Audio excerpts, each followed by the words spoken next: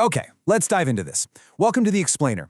If you've ever felt like your traditional self-improvement routine is just lagging and what you really need is an IT department for your brain, well, you are absolutely in the right place.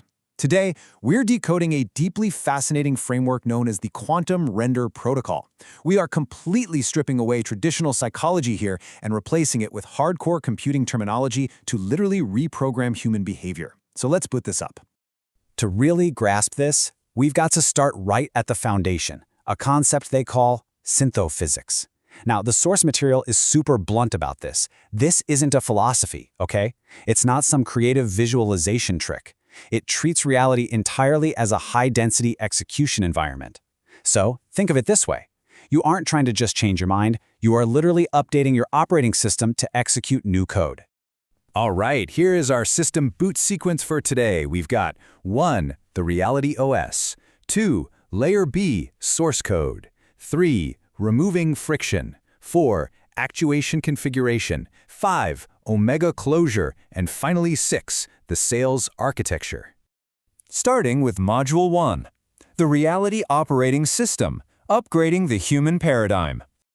This framework demands a massive, and I mean massive, perspective shift. Traditionally, humankind lives as passive observers, right? Things just happen to you, and you react to them. But this new ontology just throws that completely out the window. You shift from being a passive observer to being an active operator running executable code. The question isn't, is my dream possible anymore? It's strictly, is this executable? Moving on to Part 2. Layer B, the source code, bypassing the narrative. Now, this is a really crucial distinction.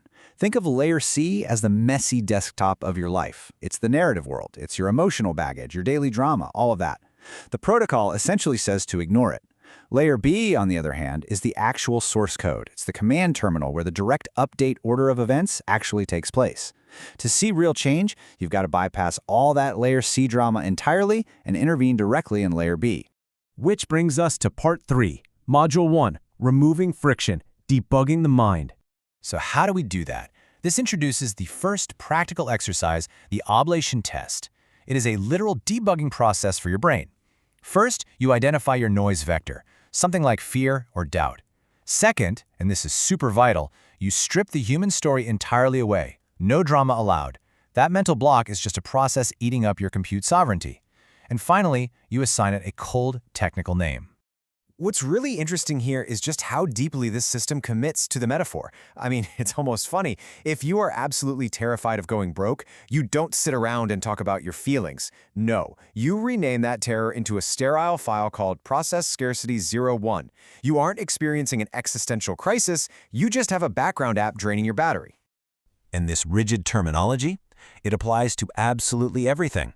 If you feel a sudden sense of relief, you haven't found peace. You've recovered your irreversibility budget and the commit gate was successful. And if your doubts return, well, you haven't relapsed. You're simply diagnosing a returning phantom process.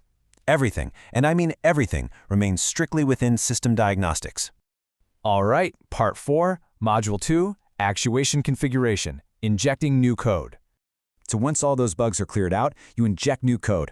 But remember, you can't use vague human desires here like, oh, I want to be healthy or I want more money. Instead, you have to define an ontology vector. It's a strict mathematical coordinate. So instead of wanting money, your vector becomes monthly flow equals X. You are no longer wishing, you are hard-coding a local invariant law directly into your execution environment. Section 5. Omega closure, permanent persistence. This brings us to the final compilation phase, data persistence. This is the ultimate goal. It's the state where your new reality no longer requires conscious effort to maintain. You actually stop merely running the protocol and you become the living protocol. Success is no longer this localized special event, it just becomes the default runtime of your existence. You achieve what they call a permanent permission topology. When you look at the core deliverables altogether, it is just a masterclass in dense technical rebranding. You get oblation protocols to eliminate phantom processes, performance configuration to inject goals into Layer B, checksum verification to accelerate your latency dominance, and Omega closure to make it an invariant state. They are completely framing self-mastery as a high-end enterprise software release. Let's look at Part 6, the sales architecture, syncing the 7 threads of power. What's wild is that even the internal sales scripts are fully assimilated into this language. Instructors actually use an alpha partner admissibility mantra to attract their ideal clients.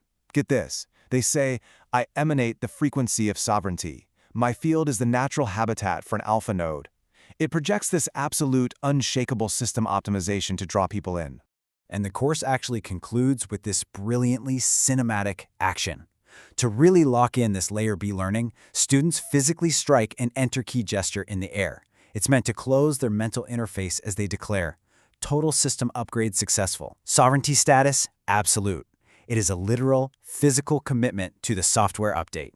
So the quantum render protocol is just a fascinating look at how completely reframing our internal language can change our relationship with our own limitations. By stripping away all those messy emotional narratives, it dares us to become the developers of our own lives. So, as we wrap things up today, it leaves us with one pretty wild question. If reality truly is a high-density execution environment, what process will you choose to run next? Think on that. Thanks for joining me, and I'll catch you next time.